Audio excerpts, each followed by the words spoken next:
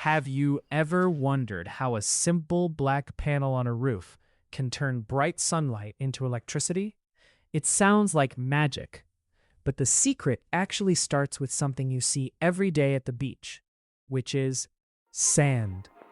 Over 90% of solar panels in the world are made from silicon, the exact same material found in beach sand and smartphone chips. But turning sand into ultra-pure silicon takes a huge amount of heat, energy, and money.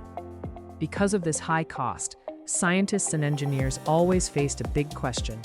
Do we really need thick solar panels to get maximum power, or are we just wasting valuable silicon? Today, we are going to uncover the answer. Think of a solar cell like a sponge catching rainwater.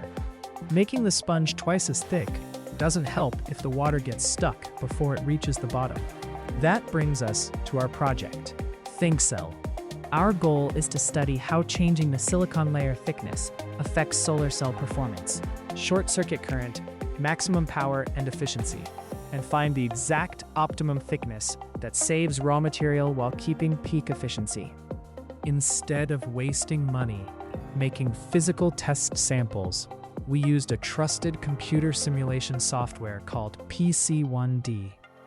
We built a model of a silicon solar cell with a textured, pyramid-like surface.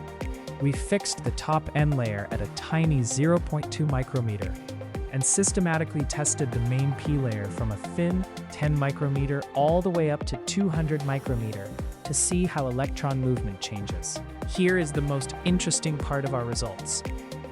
As we increased the thickness from 10 micrometer to 200 micrometer, the cell efficiency grew from 20.92% to 25.68%. But here is the surprise. When we increased the layer from 100 micrometer to 150 micrometer, efficiency only went up by 0.94%. And going further to 200 micrometer only added a tiny 0.12% gain. Why? Because when the layer gets too thick, generated electricity gets trapped and lost inside the silicon before it can escape. This is called carrier recombination. For novelty, ThinkCell proves that thicker is not always better in solar design. We proved where the efficiency limit really is. Next, commercial value. By choosing 100 micrometers as the golden standard, factories can achieve high efficiency, 25.41%, while cutting silicon raw material use by 50% compared to standard 200 micrometer cells. This saves huge manufacturing costs.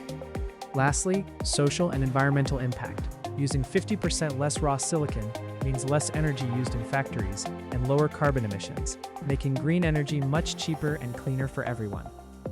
In summary, ThinkCell provides a smart, cost-effective blueprint for making high-efficiency silicon solar cells before spending money on actual factory fabrication.